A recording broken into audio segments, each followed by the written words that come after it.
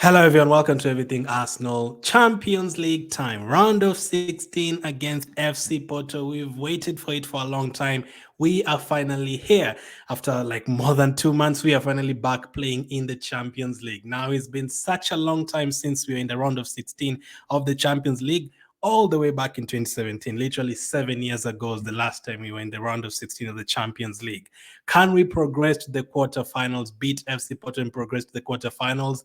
Hopefully, because now recently we've been able to, sort out some poor records that we had, like not beating Man City last season. Before beating Liverpool, you're not beating them in a while, beating Tottenham away from home recently, and all those records that were basically haunting us, we were able to make them correct. And there's breaking records recently, like in terms of goal scoring and wins in the Premier League. So we are setting good records. But there's one particular one, after qualifying for the Champions League, there's one particular one that we've not done since 2010. We've not been in the Champions League quarterfinals since 2010. The last 7 times, we were knocked out in the round of 16.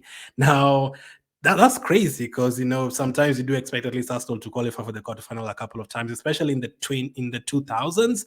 We were always qualifying for the quarterfinals, semifinals. We were meeting Liverpool in the quarterfinals, Man United in the semifinals. We were always there in and around. But like in the 2010s, we were never able to get past the round of 16. Now, we were matched up with tough teams then. I think 3 times against Bayern Munich, twice against Barcelona, once against AC Milan, and once against Monaco. That one we should really have won. And some really heartbreaking defeats, like losing 4-3 to AC Milan. We really just needed one goal to complete the comeback. The Monaco one was a damaging one. The Bayern one, 10 goals against us. That was a damaging one as well. But this is finally time to make it correct. Let's get that hoodoo off our back of not qualifying for the quarterfinals since 2010. That is 14 years ago.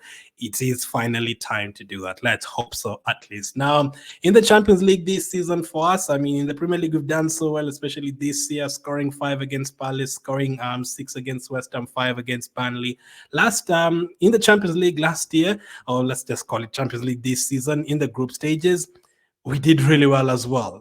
We scored 6 goals against Lens. We scored 4 against PSV in the first game. We went to a very tough Sevilla and we got the 2-1 win. They came to our place. We won the game. The last game against PSV as a dead rubber ended up being 1-1. We surprisingly lost to Lens 2-1. So that shows in the Champions League, those teams have quality. As you can remember the game against Lens, those teams have quality in the Champions League. So if you give them chances, they're going to score. Now, not respect the likes of Burnley and all that.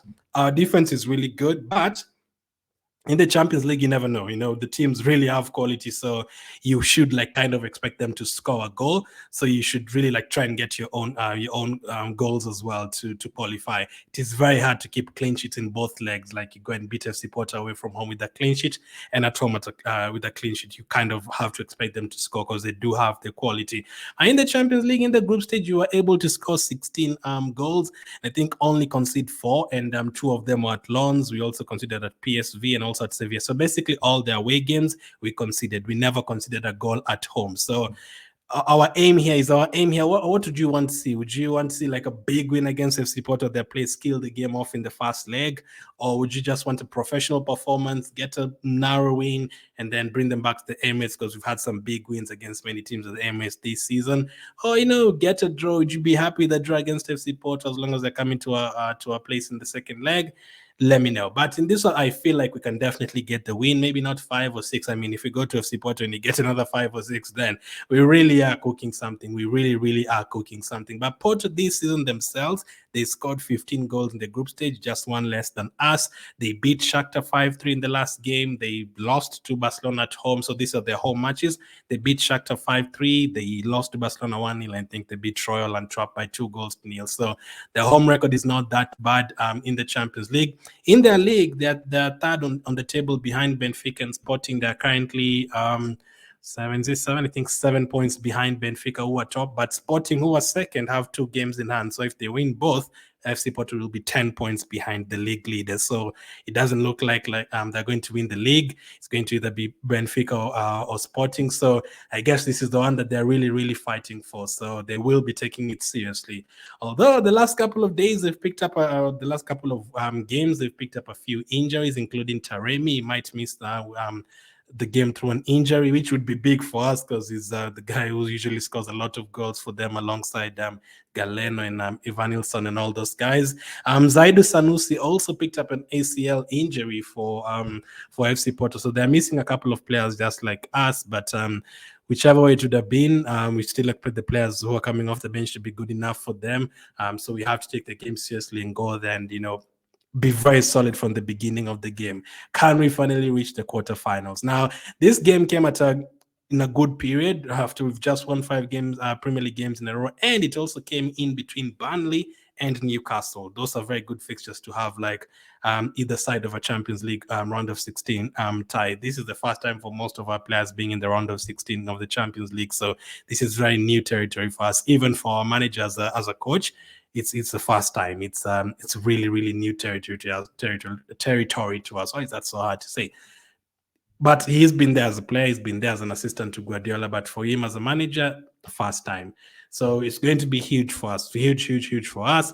If you win this game comfortably, you make a second leg easier, that would be great. I've watched, recently we played Benfica and Sporting, but as we saw in Sporting last season, you cannot take these teams for granted. They have the quality. Those Portuguese teams and Spanish teams, if you give them a free kick, for example, they're going to put it in. There's like a lot of quality in those teams. But hopefully we can keep on our momentum and go to this game and get a comfortable win. If possible, that would be great. Some players are coming back. Hopefully, I think Jesus will be in the squad. I mean, they're going to travel tomorrow, so you're not sure which players are going to be there. But from what we had from last week, Jesus could be back for this one. Fabio Vieira could be back for this one. I don't expect any of them to start, but I think it's up to Arteta. I'll give you my lineup, but Jesus and Jorginho have been really good for us in the Champions League. Jorginho started in the away game against Sevilla, and I think the home game against Sevilla as well. He was really good in both. Jesus, he's been excellent in all of those Champions League games, especially the one away to Sevilla. Got a goal and an assist. The assist was incredible. The goal was incredible. His goal against Lens, brilliant. His goal against was it like he scored so many goals? I think the goal against PSV at home as well in the first game, very good as well. So I don't know if he's going to come back right away. I don't think it would be fair to drop Trossard or Havertz. I think they've been good the last few games, but let's wait and see. But really big game. Let's see what you can do away to FC Porto. Obviously, you can just rock up there and just expect to win. We have to put in the work and try and control the game. They will have a couple of chances. I mean, hopefully not. If we go to FC Porto and we keep them down to like 1 shot on target, 2 shots on target, we really are doing something right. But which kind of lineup would I go for? This would be it. So defensively, I'd actually keep it the same. Raya, Gabriel, Saliba, Benoit, Kivia. Tomiyasu should be back for this one. So would you bring back Tomiyasu ahead of Kivia? I don't think it would be fair on Kivia.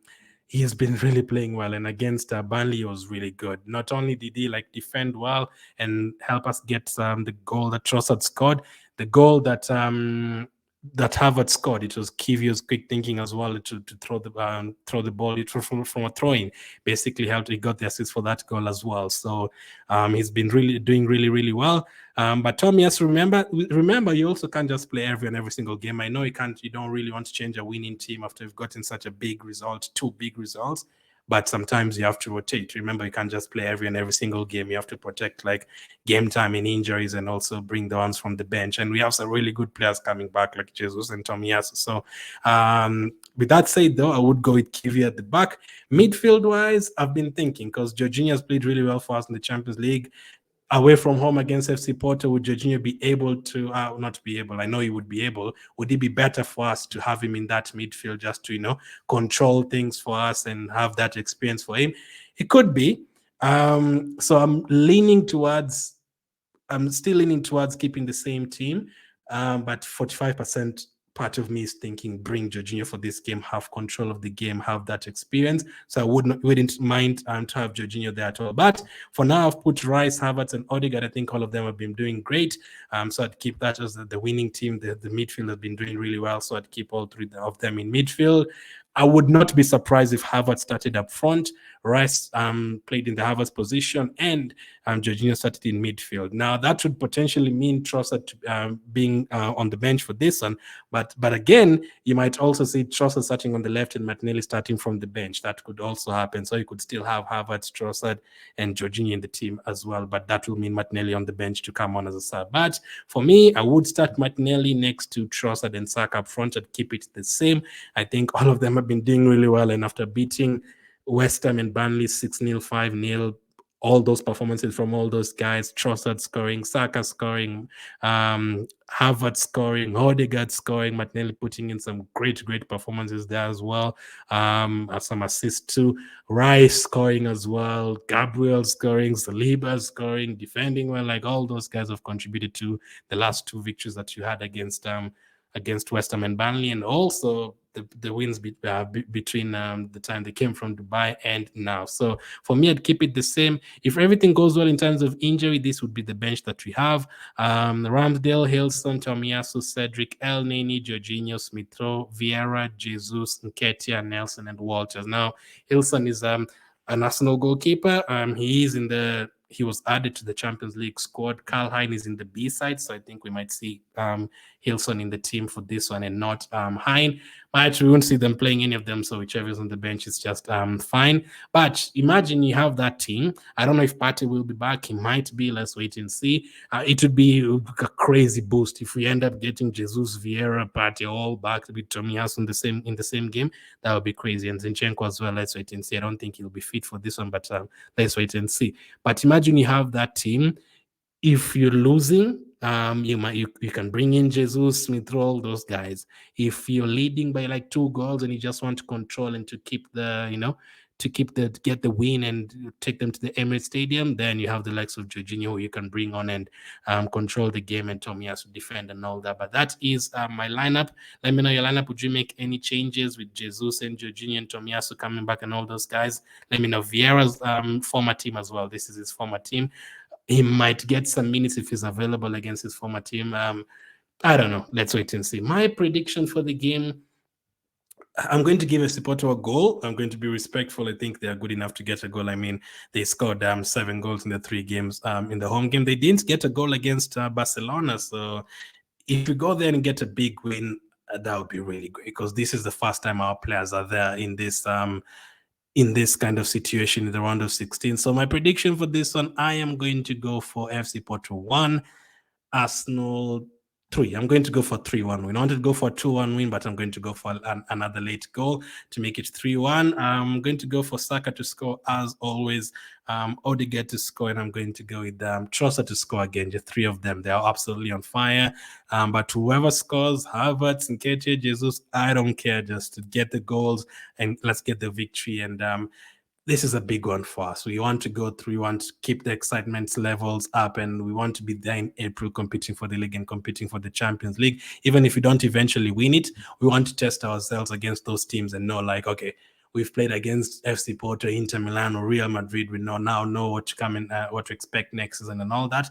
Let us see. Thank you for watching, and I'll catch up with you guys on the next one.